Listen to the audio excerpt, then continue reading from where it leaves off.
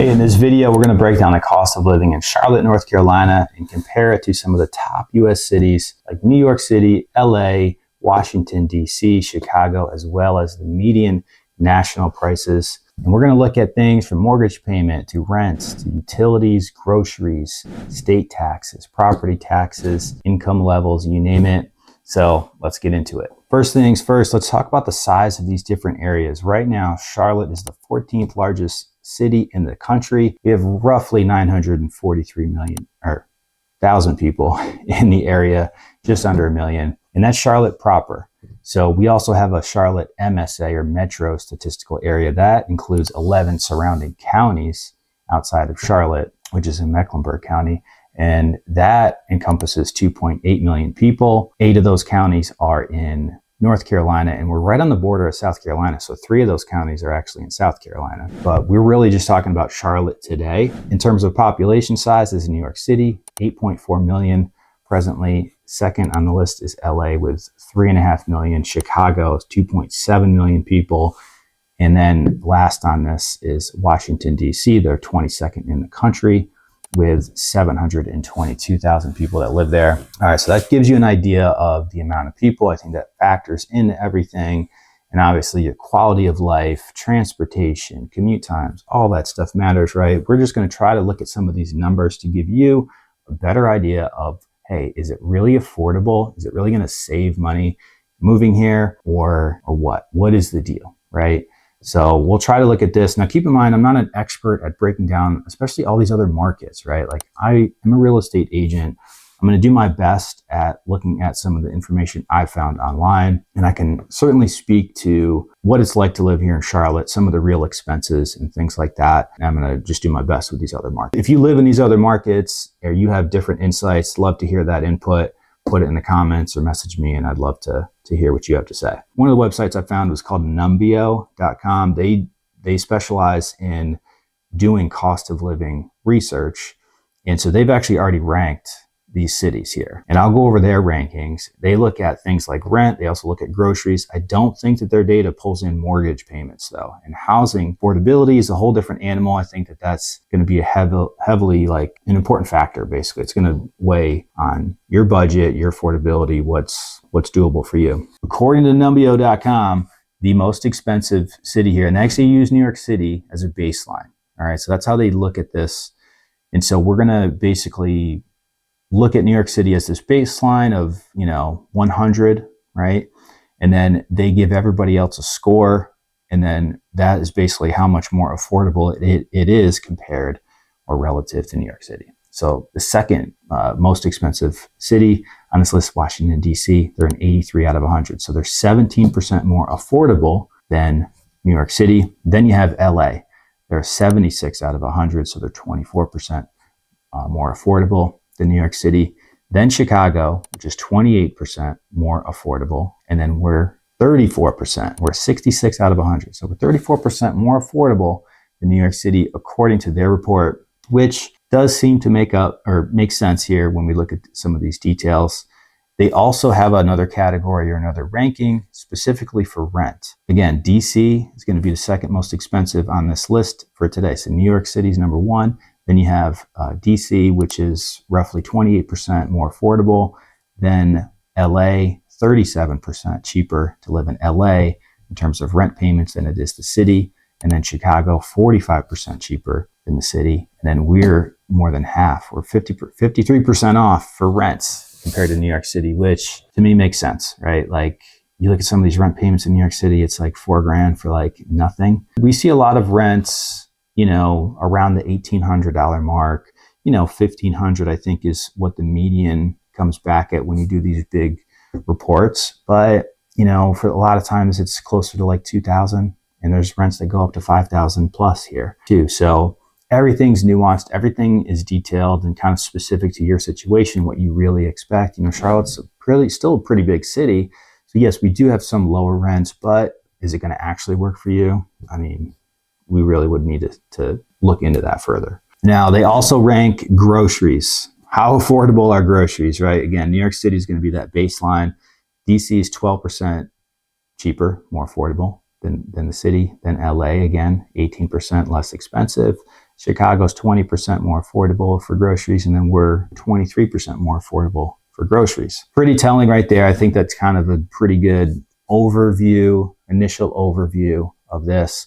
But I want to also look at things like income, and I'm going to look at housing payments as well. As I mentioned, housing payments are not only about the median home price, which we'll also cover, but what are the property taxes? And that really does impact your overall affordability. You'll see that specifically when we're looking at some of these payments here in a bit. That's a bit surprising. And if you stick around too, I'm going to mention one other tax that everybody forgets about when we are, talking about moving to North Carolina. All right, so let's talk about median household income for these different areas. You're going to make the most money living in New York City. The median household income is currently $145,000. Second on this list is Washington, D.C. with $108,000 annual median income. Then LA, $98,000 per year. Charlotte is next on this list for $86,000. And then Chicago at $75,000 median household income. Now the national median income is $78,000. So Charlotte's just slightly above that. And now some of these numbers may be off a little bit. Depends really on which report you're pulling from too. So just keep that in mind. A few $1,000s here or there, that's certainly going to be the case. You'll see different amounts depending on which site you use. All right, so far New York's been the most expensive in everything, but according to this list, the median home price in LA is currently $931,000. So they're top on this list. They're the highest. Then you have New York City, $785,000. Washington, D.C., $725,000. Then Charlotte, $425,000. So pretty big drop. I mean, we're $300,000 lower than DC, which is third on the list. Then you have Chicago, median home price, $378,000. Now the national median home price is currently $411,000. So we're just slightly above that. Keep in mind, all of these areas in every market, not just Charlotte, but you're going to have obviously different neighborhoods, parts of the city. You can't just automatically go off these amounts in terms of what would really work for you. But I think it's a pretty good, useful guide or gauge to get a sense for overall affordability, right? Just kind of throw that disclaimer out there. So then we have income taxes. Income taxes, the most expensive state income tax, and we're just going to look at the state level income taxes because federal is going to be the same no matter where. New York City, 8.38%, Washington, D.C., 6.93%, then Chicago, 4.95%, then LA, 4.5%. Charlotte is 4.25%. We're the lowest on this list. Now, interesting point to note here, North Carolina, these are state taxes, not city, as well as Chicago, we use a flat tax rate. So no matter how much income you make, you're going to be taxed at that same amount, 4.25% for here. The other three cities here, for California, for New York City, and Washington, and D.C., they use a progressive tax system, which is similar to our federal tax system, where like for every different income bracket, you're taxed at different tax rates. And so for these amounts, I used that area's median household income to determine which tax rate you would be at. And obviously your income level is different. And so you're going to want to look into that, specific amount, based off your situation. The next one on this list is sales tax. So sales tax, items you purchase throughout the year in order from most expensive to least here. So we'll go, Chicago's number one, 10.25% for sales tax per year. LA, 9.75%. New York City, 8.875%. These are big amounts. Then we have Charlotte, 7.25%. And then Washington, D.C., they're lowest. They're at 6%. D.C., I did find out here that they have, for some of their items like alcohol, restaurants, car vehicle rentals, they're typically above 10% for those items. And they do not pay any sales tax on prescriptions or groceries. Now, in North Carolina, we pay, I believe, 2% sales tax on groceries. I'm not sure about some of these other markets. I also am aware of us as North Carolina, or at least Mecklenburg County here. We're going to increase our sales tax to 1%, or by 1%, to 8.25%. Maybe they're going to vote on it, and that additional 1% would go to the transit program. So there's like a light rail build out, like we currently have a light rail. There's just kind of a small section of it. One goes, north and south, or northeast to southwest rather. And so they're going to look to expand that. They're looking to, you know, add more bus routes and basically just build out the infrastructure because we have so many people moving here. I personally think it's a good idea. Not everybody's on board with it.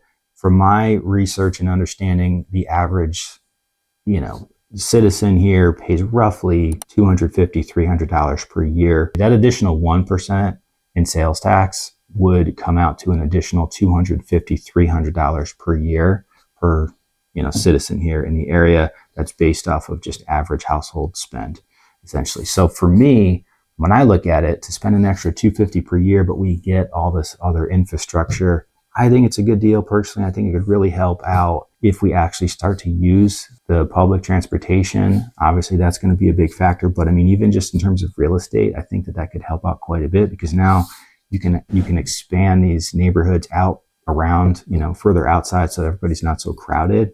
I think that would be a real good positive thing. And so not everybody's trying to get in one, you know, central location, basically. So everything can be a little bit further spread out, which I think is a good thing. So now in the next video here, because this is going to be, I guess, at least a two-part series, I'm going to break down, you know, more of a housing payment, you know, analysis, right? So we're going to look at the median home prices here, and then we're going to look at the property tax rates, which is pretty interesting. And that is going to factor, you know, pretty substantially into how much your mortgage payment is each month. And then we're going to look at, okay, based off these household incomes, and then we'll take out those state taxes, how much of your income is needed in order to make the, you know, an average housing payment here in Charlotte. And we're going to compare that to some of these other markets. And I think it's pretty interesting to see that breakdown. That's going to help you out, obviously, to get a better idea of affordability, especially if you live in these other markets. We'll also do it relative to the national median scenario as well. And so stick around for that next video, and I think that will be pretty helpful. And I also have other info on your monthly bills, and that breakdown will include auto payments, electricity, gas bills, water, sewer, trash, security systems. It looks at the top 11 most commonly paid household bills each month, and we'll look at that relative to some of these other markets, as well as the national median expenses. And so that'll also help you get, you know, pretty good idea of what it really costs to live in Charlotte. So stay tuned for that video, and I'll see you then.